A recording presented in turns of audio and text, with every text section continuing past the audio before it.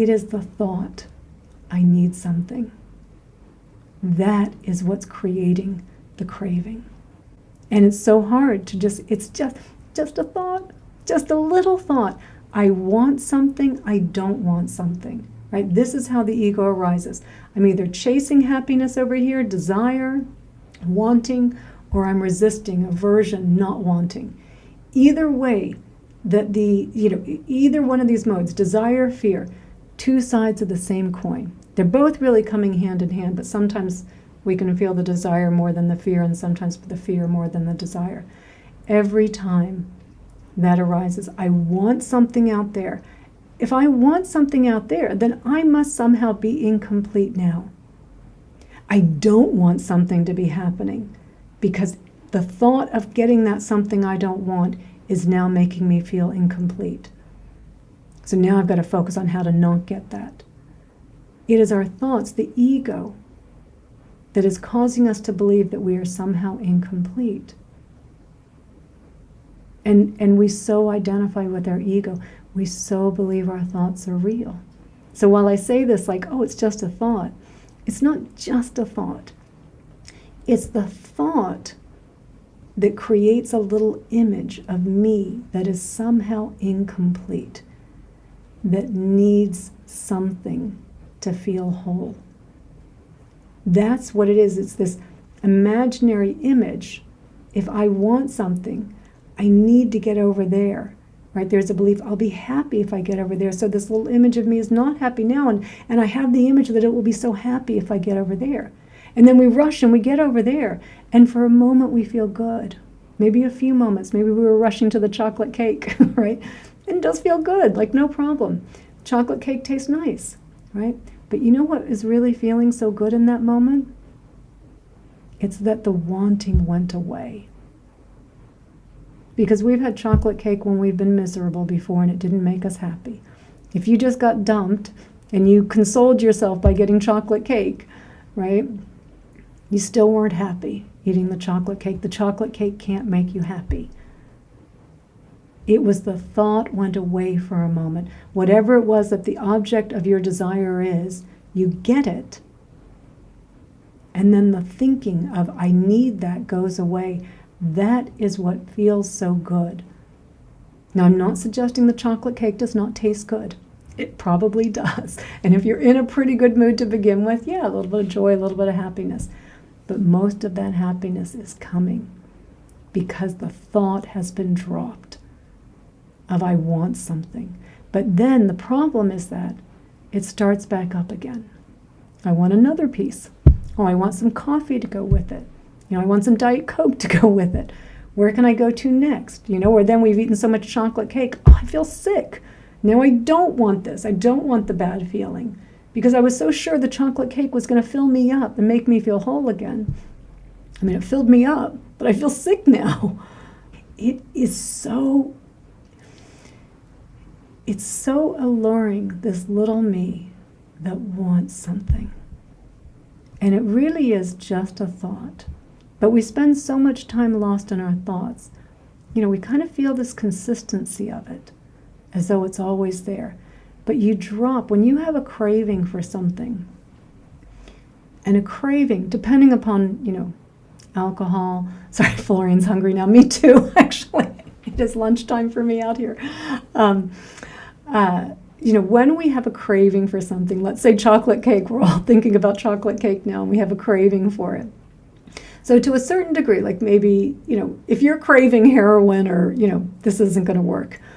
But for most things that we're craving, I want to hop on Amazon, I want to hop on Insight Timer, I'm feeling that itch, I need something, right? If you can, again, through the lens of kindness, what is the kindness way I can be with this craving right now?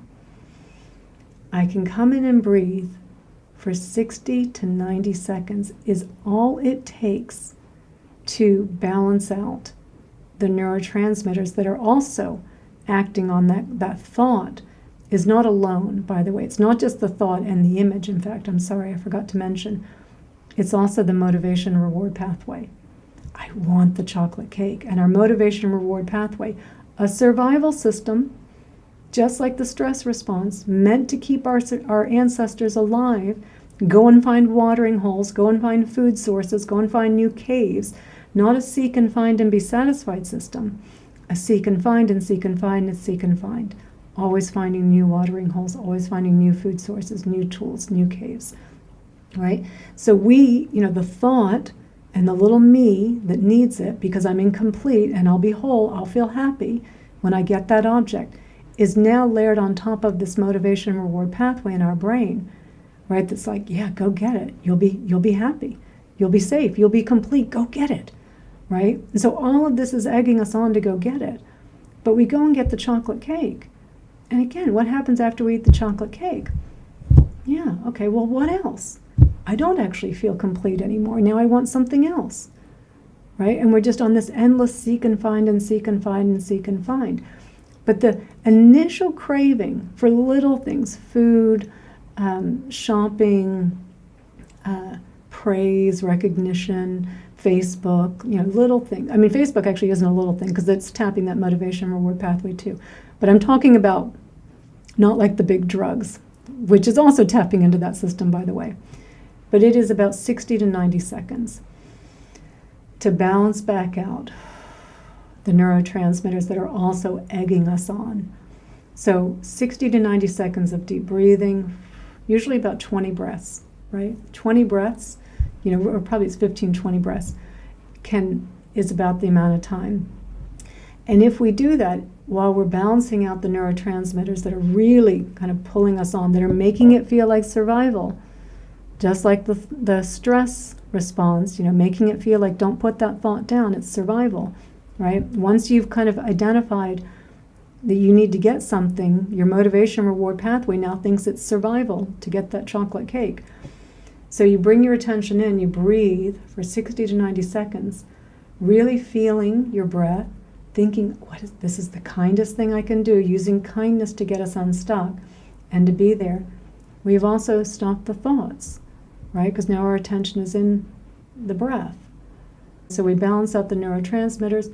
When the thought goes away, and so does the little me that was incomplete and thought it needed something outside of it to be happy. Because now in the absence of the I want thought, of the I'm complete, the absence of the little me, there is no one to be dissatisfied. You just is. Just is. You're here. You're present. It's okay. There's no more pull to get to the next moment. It's good to notice that as well. I used to think that I loved that. I used to think I loved the feeling of dopamine because that's the neurotransmitter that's being activated. When you go shopping and you get something new or some food or something, like, I used to think that felt good. It actually doesn't feel that good because it does get mixed in with some stress. When you notice that I got to get over there, it actually doesn't feel good at all, right? And when you come back and you breathe out of kindness and you come back into the present moment, it's like, oh my God, yeah, this feels peaceful. The absence of wanting, there's peace here. I mentioned it in the meditation at the end. Peace is always here. Peace is always here. We don't experience it all the time because we're lost in our wanting and not wanting thoughts. We're chasing and pushing. We're in this constant, pressing the accelerator, pressing the brake at the same time. So we don't even feel the peace that's always here. The peace that we're trying to get to over there, that we're creating all this nervous energy about, the peace was never over there. It's just right here, in the absence of the chasing and resisting. So, if you're going to have the chocolate cake, and Florian's hungry, I'm getting hungry too, right? I'll go have lunch after this. The lunch is not going to change me, it's not going to complete me, and there's no expectation that it will. Best chocolate cake in the world will not complete me.